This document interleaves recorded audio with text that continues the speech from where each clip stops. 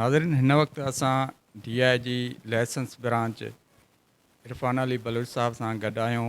उन खां पुछंदासीं त मुख़्तलिफ़ ज़िलनि में SSP मुख़्तलिफ़ डिवीज़न में DIG रहियो आहे।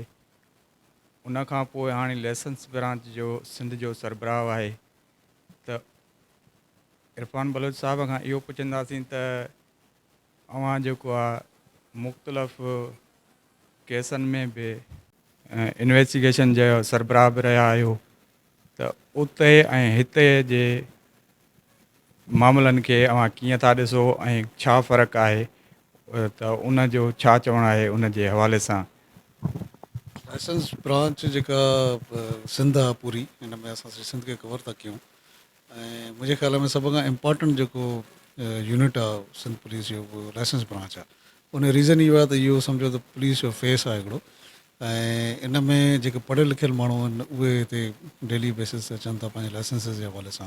असां वटि हिकिड़ो जेको सिस्टम आहे उहो हिकिड़ो बहितरीनु सिस्टम आहे ऐं सॼी सिंध सां उहो कनेक्टेड आहे। ऐं 5 असांजी ब्रांचिस जेके आहिनि उहे कराची में आहिनि, 5 ब्रांचिस जेके आहिनि असांजियूं इंटीरियर सिंध में आहिनि। इन खां अलावा 30 जेके ब्रांचिस असांजियूं लर्नर जूं उहे हर ज़िले में मौजूदु आहिनि। ऐं इन खां अलावा असां हिते काफ़ी बहितरीन बि आणियूं था पिया। असां औरतुनि जे लाइ लाइसेंसिस जे काउंटर्स अलॻि ठाहिया आहिनि। असां इहे इंकरेज था कयूं त औरतूं बि अचनि, औरतूं बि लाइसेंस ठाराइनि, उहे बि पंहिंजूं जेके आहिनि मोटरसाइकिलूं बि हलाइनि, गाॾियूं कढी रोडनि ते अचनि। इहे तमामु घणा रिफॉर्म्स जेके आहिनि उहे असां खणी था अचूं हुन में। सो मुंहिंजे ख़्याल में ड्राइविंग लाइसेंस ब्रांच जेका सिंध आहे तमामु हिकिड़ो इम्पॉर्टेंट यूनिट आहे। ऐं न सिर्फ़ु उहो पहिरियों बि तमामु सुठो कमु पियो करे, पर हाणे अञा हुनखे असां बहितर करण जी कोशिशि था कयूं। इरफान साहब, कराची में लाइसेंस ब्रांच में जे लाइ आम माण्हुनि खे कहिड़ियूं सहूलियतूं ॾेई रहिया आहियो?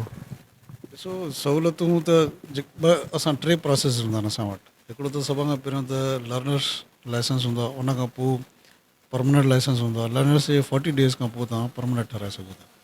ऐं टीं जेका असां वटि सहूलियत इहा हूंदी आहे त अगरि तव्हांजो परमनेंट लाइसेंस एक्सपायर थी वियो आहे त असां हुनखे रिन्यू कंदा आहियूं, उन जे लाइ बि।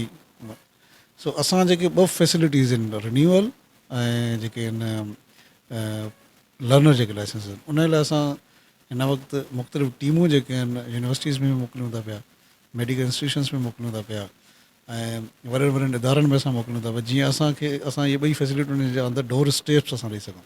पोइ भली ड्राइविंग लाइसेंस में न अचनि, असां इहे 2 फैसिलिटीज़ उन्हनि खे उते था ॾियूं, सिर्फ़ु ऐं सिर्फ़ु इन जे करे त जीअं माण्हू घणे खां घणा लाइसेंस ठाराइनि। सो असां मुस्तक़िल बुनियादनि ते तमामु घणियूं सहूलियतूं माण्हुनि जे लाइ। हाणे असां इंफ्रास्ट्रक्चर बि ॾाढो इम्प्रूव था कयूं लाइसेंस ब्रांचिस जो। उन में रिन्यूअल हॉल अलॻि सां था ठाहियूं जीअं माण्हुनि खे कतार में न बीहणो पए। सो इन खां अलावा बि काफ़ी असां चेंजिस आणियूं था पिया, काफ़ी बहितरीन आणियूं था पिया आम माण्हुनि जे लाइ। सर, अवां लाइसेंस ठाहिण जे लाइ कहिड़ियूं कहिड़ियूं दरकार हूंदियूं आहिनि? मसइला थियनि था या तकलीफ़ूं अचनि थियूं, उन में कहिड़ियूं अवाम खे सहूलियतूं था ॾियनि? लाइसेंस ठाराइण लाइ कंहिं बि क़िस्म जी तकलीफ़ न आहे, कंहिं बि क़िस्म जो डॉक्यूमेंटेशन खणी अचण जी ज़रूरत न आहे। It's purely paper free. कोई बि क़िस्म जो पेपर तव्हांखे दरकार न हूंदो आहे, न एप्लीकेशन फॉर्म भरिणो पवंदो आहे। पहिरियों त ईअं हूंदो तव्हांखे एप्लीकेशन फॉर्म भरिणो पवंदो, तव्हांखे शनाख्ती कार्ड खणी अचिणो पवंदो, फ़ोटू तव्हांखे खणणा पवंदा हुआ।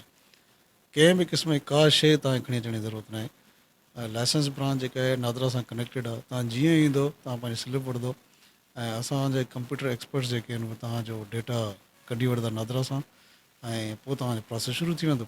अगरि तव्हां लर्नर आहियो त तव्हांखे स्लिप मिली वेंदी ऐं 41 डेज़ खां पोइ तव्हां ईंदव, तव्हांजो परमनेंट थींदो। परमनेंट ठाहिण लाइ तव्हांखे 2 टेस्टियूं ॾियणियूं पवंदियूं।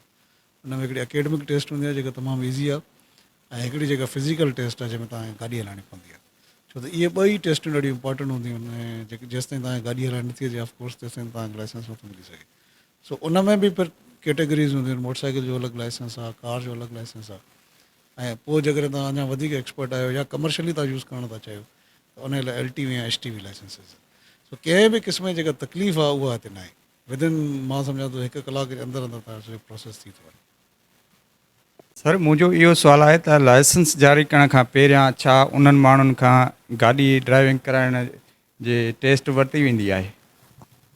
जी हा, हुन में मां ॿुधायमि तव्हांखे त जेके परमनेंट लाइसेंस तव्हां ठाराईंदव त उन जे लाइ तव्हांखे 2 टेस्टियूं ॾियणियूं पवंदियूं। हिकिड़ी एकेडमिक टेस्ट आहे, कंप्यूटर ते तव्हांखे इहो ॿुधाइणो पवंदो त जेके कॉमन ट्रैफिक साइंस आहिनि उहे तव्हांखे अचनि था नथा अचनि।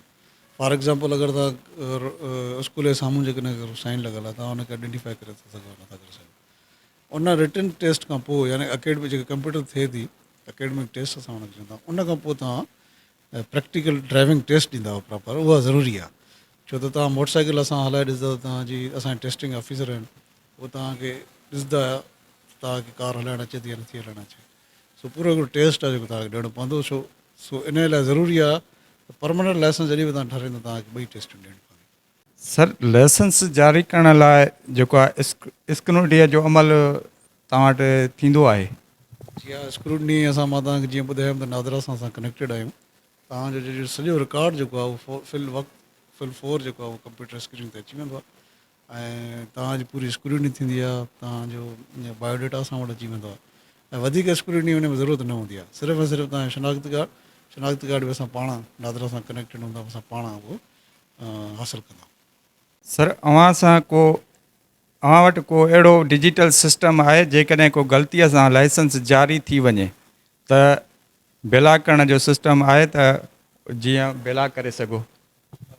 असां ब्लॉक न कंदा आहियूं ड्राइविंग लाइसेंस खे, बल्कि उनखे असां कैंसिल कंदा आहियूं। फॉर एग्ज़ाम्पल असांखे अगरि इहा ख़बर पइजी वञे त हिकिड़ो हेबिचुअल ड्राइवर आहे जेको बार बार एक्सीडेंट्स थो करे ऐं अगरि घणा एक्सीडेंट कंदो त असांखे अगरि उन जी इंफॉर्मेशन अची वेंदी त पोइ असां हुन ड्राइविंग लाइसेंस कैंसिल करे सघूं था। सो ब्लॉक जी पॉसिबिलिटी न आहे, असां कैंसिल कंदा आहियूं ड्राइविंग लाइसेंस खे, उहो बि तमामु घटि हालतुनि में। सर मुंहिंजो आख़िरी सुवाल इहो ई आहे त अव्हां सिंध जी अवाम खे कहिड़ो पैगाम ॾींदव जेके बग़ैर लाइसेंस जे ड्राइविंग करे रहिया आहिनि, शहरनि में जेको आहे रोडनि ते गाॾियूं आणनि था ऐं नंढनि ॿारनि खे बि जेको आहे वालदीन गाॾियूं ॾियनि था ऐं उहे ड्राइविंग कनि था ऐं अक्सर जेको आहे हादसा बि पेश अचनि पिया, उनजे लाइ अव्हां छा चवंदो? आम माण्हुनि खे जेको मुंहिंजो मैसेज आहे उहो इहो ई आहे त हिकु त सभ खां पहिरियों जेके तव्हांजा ॿार आहिनि, नंढा ॿार अंडर एज आहिनि, जेके अञा जिन जी एज न थी आहे, उन्हनि खे बराए महिरबानी गाॾी न ॾियो, उन्हनि खे मोटरसाइकिल न ॾियो। तव्हां ॾिठो हूंदो रिसेंटली लाहौर में हिकिड़े नंढड़े छोकिरे 6 घर जा भाती एक्सीडेंट में मारे छॾिया। सो बराए करम उन्हनि खे तव्हां गाॾियूं न ॾियो, उन्हनि खे मोटरसाइकिलूं न ॾियो। असांजी ड्राइविंग लाइसेंसिस हर जाइ ते मौजूदु आहिनि। पहिरियों तव्हां प्रैक्टिस कयो, प्रॉपर उनखे लर्न कयो त छा हूंदी आहे गाॾी, कीअं हलाइबी आहे, उन खां पोइ तव्हां लाइसेंस हासिलु कयो, लाइसेंस ब्रांचिस में तव्हां टेस्ट ॾियो। सो जेके टेस्ट ॾेई वेंदा आहिनि ऐं जेके पोइ ड्राइविंग लाइसेंस ठाराईंदा आहिनि, उन्हनि जी जेका एक्सीडेंट करण जी शरह जेका हूंदी आहे तमामु घटि हूंदी आहे। सो जेतिरो थी सघे तव्हां ड्राइविंग लाइसेंस ठारायो, पाण खे सेफ रखो, छो त जान खां वधीक क़ीमती का बि शइ न आहे। नाज़रीन, अव्हांखे ॿुधाईंदा हलूं त हिन वक़्तु असां कराचीअ जे क्लिफ्टन वारे लाइसेंस ब्रांच में मौजूदु आहियूं, जिते असां DI जी लाइसेंस ब्रांच सिंध इरफान बलूच साहब सां बि ॻाल्हि ॿोल कईसीं ऐं उन खां पोइ जेको आहे असां अव्हांखे इहो ॿुधाईंदा हलूं त जंहिं मरहले सां अवाम खे पब्लिक खे ड्राइविंग लाइसेंस ठही मिली रहिया आहिनि, उन्हनि खे बि असां जेको आहे पंहिंजे चैनल जे थ्रू जेको आहे कवरेज कई आहे।